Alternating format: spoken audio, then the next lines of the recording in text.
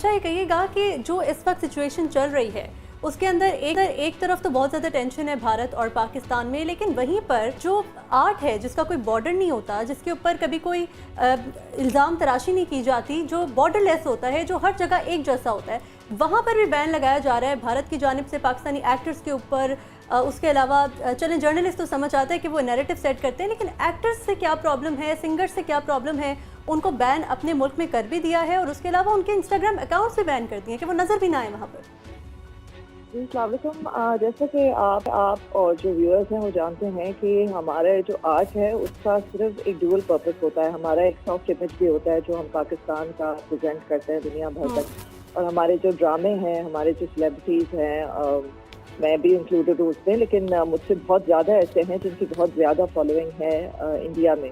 तो हम सब जब अपनी ज़िंदगी के बारे में कुछ लगाते हैं और लोग उसको देखते हैं तो वो रियलाइज़ करते हैं कि पाकिस्तानी लोग किस तरीके के हैं, हमारी क्या सेंसिबिलिटीज़ हैं, हमारे क्या वैल्यूज़ हैं, और इससे जो एक नैरेटिव इंडिया में बिल्ड किया जा रहा है, आई थिंक, ऑफ पाकिस्तानीज़ और हमारी कौम के बारे में, जो उनकी एक शदीद हद तक प्रोपेगेंडा है जिसमें उनके बहुत ज़्यादा जो टॉप जर्नलिस्ट हैं वो भी मुलविस हैं, वो इससे टूट जाता है। क्योंकि आपने जो देखा कि जब ये जंग की फिजा बहुत ज़्यादा गर्म थी शुरू में स्पेशली, तो उसमें जो है हमारे लोग मजाक कर रहे थे, मीम्स कर रहे थे और उस चीज़ को ठंडा कर रहे थे। They were in a roundabout way, they were trying to create the situation, and over there people were very shocked कि हाउ इज दिस पॉसिबल कि ये लोग जो हमें लगता है कि इतने वो है वायलेंट है और हमें यही बताया है हमारी मीडिया ने, वो इस किस्म की बातें कर रहे हैं। तो मुझे लगता है कि ये जो बैनिंग है it is definitely for a purpose, और ये पहले भी हो चुकी है, because they don't want to humanise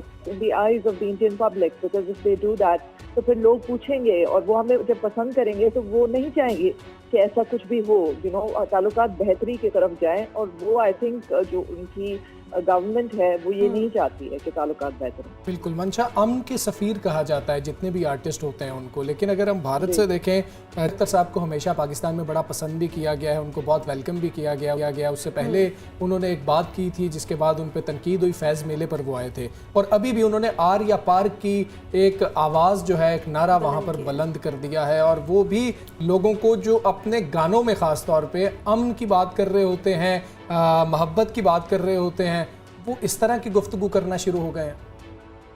नहीं, वो बड़ी गोल मटोल तरीके से हमेशा बात करते हैं। मैंने तो पहले भी जो भी उनकी बातें सुनी है वो अजीब एक गोल मटोल किस्म की होती हैं कि वो कहते हैं कि जो है भारत के लोग जो है वो, हमें पाकिस्तानी पब्लिक से कोई मसला नहीं है, हमें उनकी गवर्नमेंट से जो है जो लोग रूल कर रहे हैं उनसे मसला है, ये है वो है, और हमारे आर्टिस्ट जो है वो उनको वेलकम नहीं किया जाता, जबकि ऐसी कोई बात नहीं है, ये बिल्कुल भी फैक्चुअल बात नहीं है। और अब तो मसला ये है कि हम उनके आर्टिस्ट को बुलाएंगे भी तो उनके क्रिकेटर्स तो आते हैं नहीं, उनके आर्टिस्ट अगर यहाँ आ भी गए तो उनको भी पता है कि वो जब वापस जाएंगे तो उनका क्या हाल होना है वापस इंडिया में, उन्होंने क्यों अपने साथ ऐसी कोई चीज़ करनी है।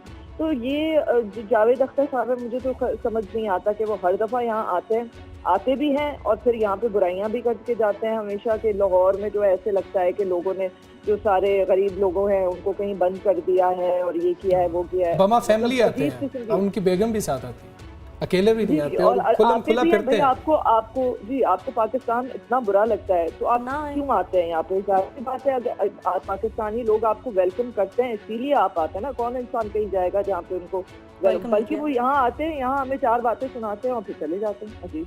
बिल्कुल ऐसा ही है। ठीक है मंशा, हमारे साथ ही रहिएगा। ब्रिगेडियर साहब आपकी तरफ आऊँगा। ब्रिगेडियर साहब, जिस तरह से आपने भी पहले जिक्र किया, एक तो ये कि जिस फौज के फौजी खुदकुशियाँ कर रहे हों, जहाँ पर जिस तरह से जनरल की आपने बात की कि जर्नैल लेवल के लोगों को आपको सैक करना पड़ रहा हो, वो आपके ख़िलाफ़ बात कर रहे हों, उस फौज का मोराल क्या होगा, वो आपसे बात करनी है। और दूसरा, पाकिस्तान के डिफेंस सिस्टम की बात की जाए तो वो कितना तगड़ा है, अगर हम एयर डिफेंस की बात करें, मिलिट्री डिफेंस की बात करें, नेवल डिफेंस की बात करें।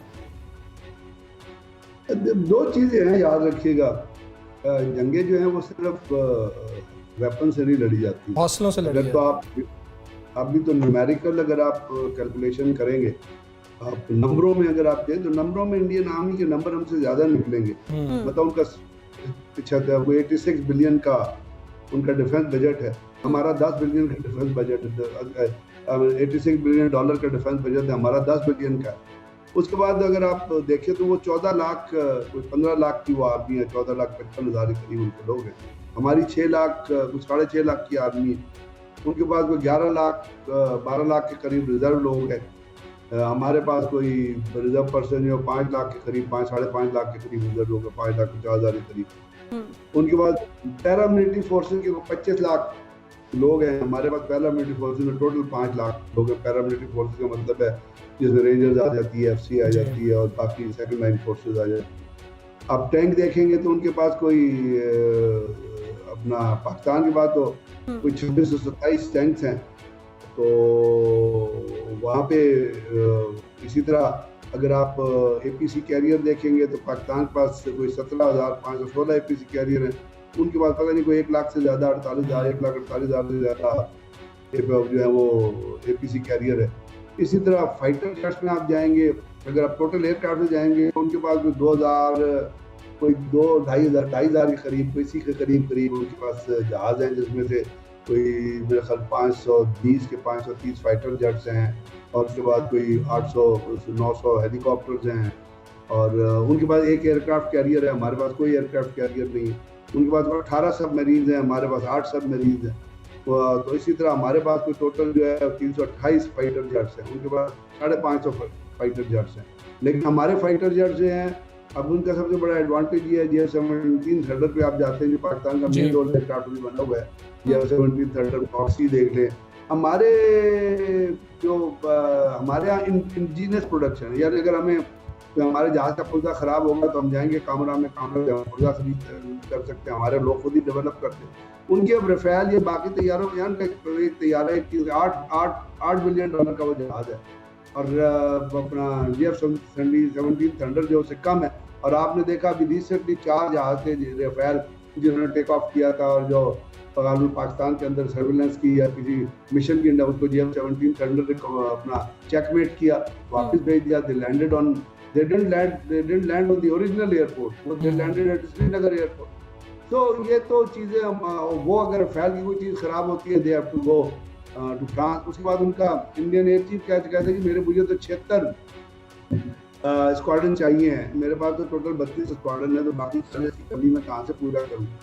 तो बहुत सारी चीज़ें हैं जिसके अंदर इंडिया का न्यूमेरिकल एडवांटेज ज़्यादा है। लेकिन हम फिर इंडिया ने चाइना को भी देखना है और चाइना के साथ आपको पता है चाइनीज आर्मी अभी एक्सरसाइज भी कर रही है और चाइनीज अभी बैठे हुए हैं उनके इलाके में बैठे हुए हैं। तो वहाँ भी उनकी कोई डिप्लॉयमेंट होनी है। तो ये चीज़ें न्यूमेरिकली चीज़ जो होती है ना, वो फिर आपको उसको लिंकअप करना पड़ता है जियो पोलिटिकल इंफ्रास्ट्रक्चर से, जियोग्राफिकल लेआउट से, आपका जो बॉर्डर लेआउट होता है उससे लिंकअप करना पड़ता है। तो फिर जाके एक सिचुएशन उभरती है। हम अगर मतलब इवन अगर आप मैं उस डोमेन में मिसाइल डोमेन में बिल्कुल नहीं जाना चाहता, क्योंकि वो होना नहीं चाहिए, उसको सोचना नहीं चाहिए, वो एक बेवकूफ़ी है। हमारे पास पोजेशन तो है, हमारे पास आज ही कल ही हमने एक शॉर्ट रेंज मिसाइल का 450 किलोमीटर का अब्दाली मिसाइल है जो हर किस्म का जो टैक्टिकल मिसाइल है and it can carry the warhead. उसकी नेविगेशन सिस्टम उसका बड़ा अच्छा है।